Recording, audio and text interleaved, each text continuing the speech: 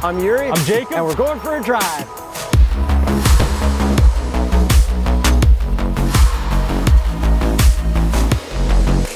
"2018 Smart for 2. EQ Cabrio.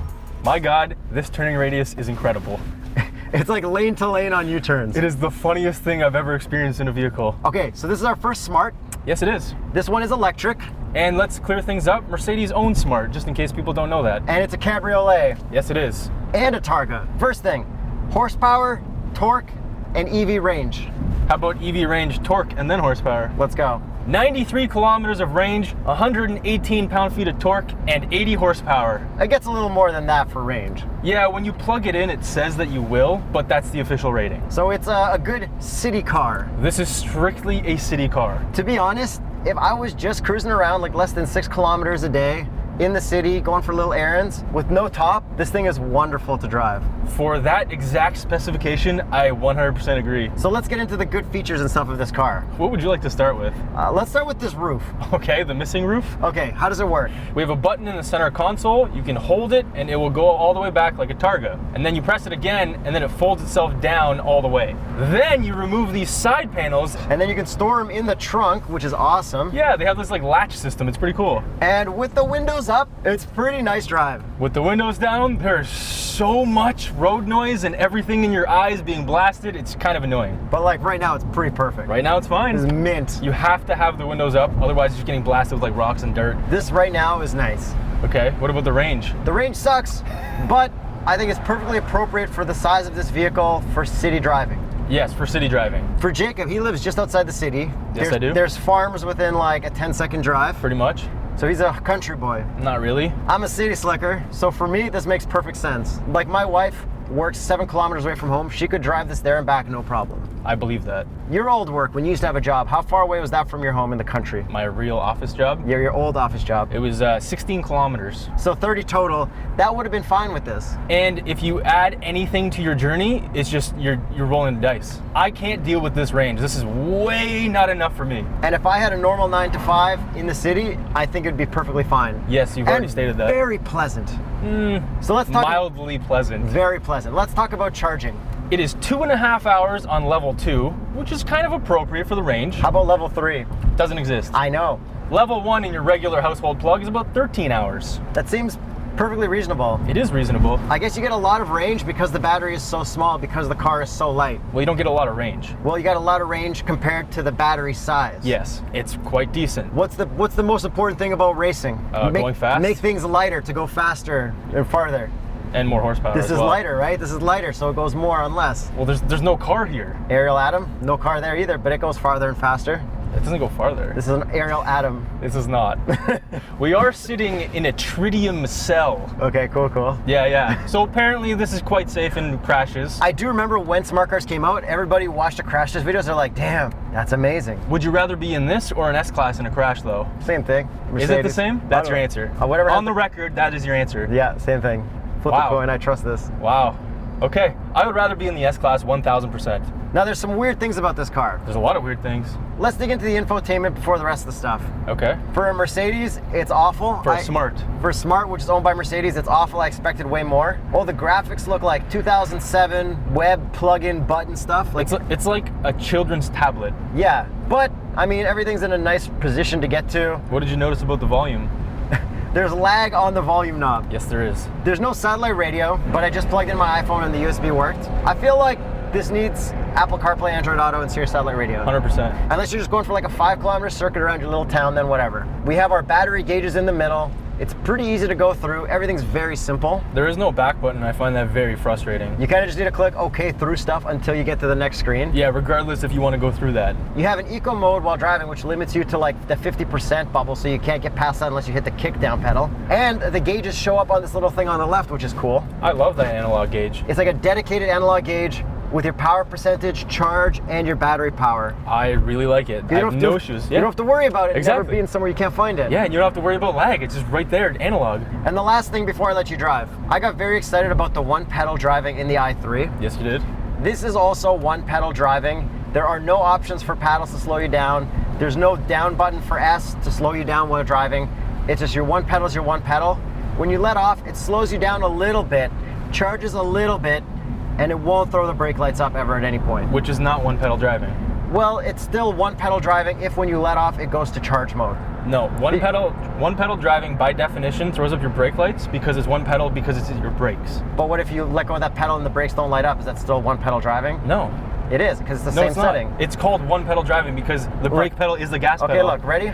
I am going to let off. If I come to a full stop, it's one pedal driving. Okay. All right, maybe I can't stop all the way. It's just weak one pedal driving. It's not one pedal driving. The definition is one pedal driving. You have a gas pedal and a brake pedal in one. Is that the definition? Yep. What if it's like one pedal driving light? I think you're reaching really far right now. I think if you let off the pedal and it goes to charge, that's one pedal driving. But that's what every single electric car does, ever. Yeah, so they're all slightly one pedal driving. It's not slightly, it's yes or no. This has no other options for paddles or anything.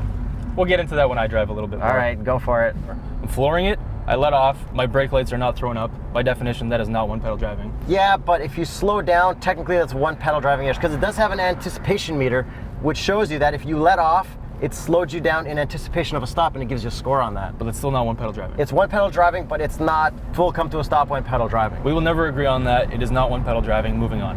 Leave a comment below. Now this is rear wheel drive, which is pretty awesome to have in a car that's this small. But you can't turn off traction control. I mean, it's kind of safe because of that, but like it would be pretty fun if you could. And since we're at Cliche Corner, let's do a little electric cabrio send. I mean, it handles exactly kind of what you'd expect, but the traction control is so intrusive that it's always cutting power, like always. So even though it's go-karty, it doesn't feel go-karty. Not at all. They cut back so much of the power, which brings me to the next issue, is this doesn't feel like a normal electric car. Like every other electric car where you have instant torque, this one kind of like mutes it. I'm okay with that because it's such a small car, such low range. They kind of need to do that to keep you from like burning through too much electricity. Yeah, but it would be so much more fun if they just gave you that little burst. I know. All right, visor test. All right, here we go. It comes out the reverse. 3, 2, 1. That's a full fail. Mine doesn't even turn. Yeah, it does. Oh, it goes forward. I said it's reverse. Why would they make it reverse? That's really bad. That's a terrible design. That's just like a fun quirky No, I care. thing. No, I care a lot about visors. A lot. Small cup of coffee fits perfectly, but the cool thing is we have 3 cup holders. That is cool. In a 2-seater. And box test. Before we actually do the box test, we got to take out the charger because it's huge. 2 boxes.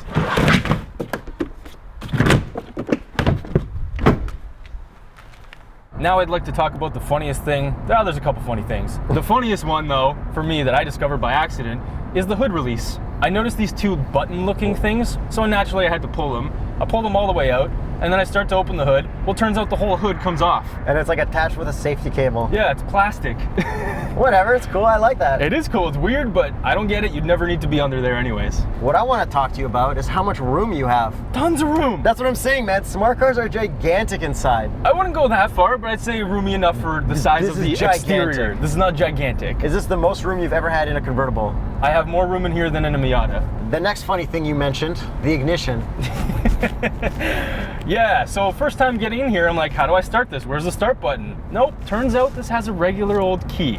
You have to turn forward like cranking an engine. And you have to hold it like cranking an engine, because turning it forward for half a second isn't enough. I did that and I'm like, okay, whatever. And then you pointed out how weird it is, because it's an electric car, it needs a button like. Yeah, mentally that makes no sense. Because electric cars usually do electric car weird things to make it like more super electric car. And this just like made it normal. Like, oh, here's an analog gauge and you turn a key to start. Like, exactly. This is opposite of what it should be. Way opposite, yep. And driving this thing around is not bad. The suspension's a little bit firm, but it's completely fine, especially for all the city driving you'd be doing in this. You're not gonna be handling or sending in this. Does this parking job count? Do you think Rex would like going for a drive in this? He might. You'd absolutely love it. Paws up. Let's get into looks. I think it's hilarious. I think it's amazing. It looks way cooler than the first Smart. Yes, it does. And it definitely looks Mercedes style. Yep. And Smart now has an all-electric lineup. You cannot get any diesels or gas or anything anymore. That's awesome. That's cool. And the headlights look amazing, like nice cool outlines. The taillights look really cool, a cool dotty outline on the lights. I do really like the taillights. I think this looks fan-friggin-tastic. It does. It looks so much better than the first ones that ever came out. And like, it's a good-looking car. I love it with the black panels and in green, and then there's also the freaking Brabus edition, which is amazing. Okay, the Brabus edition is cool, but I like the Aston Martin Signet. Yeah. Signet? But that's not based on this car. Isn't it still Smart? Bro, It's based on a Toyota. Really? Yeah, IQ. Come on. Hit me with the interior real quick. Seats are very comfortable. Driving position is very appropriate. Steering wheel is very nice. All the buttons are laid out great. I have no issues with anything. A little bit cheap, but the materials are fine for what this car is. I really like when you click up on the fan button, how the lights come up and around. And that's about it. There's not much car here. No, but it's nice. Yeah, let's finish this off with the price, as we always do. Finish it off with the price, and what would you take it over?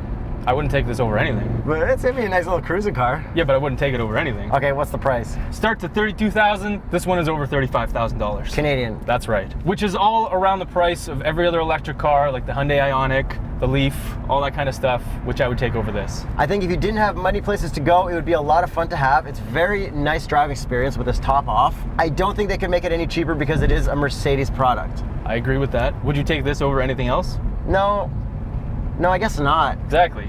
So let us know in the comments, do you like the Smart EV? Yeah, let us know. Don't forget to subscribe. Hit the notification bell. Patreon.com/TheStraightPipes and the YouTube membership button. Yeah. We're gonna keep enjoying this pleasant drive. That's right. And now I'm gonna pull over and charge it. I'm Yuri. I'm Jacob. And we're going for a drive.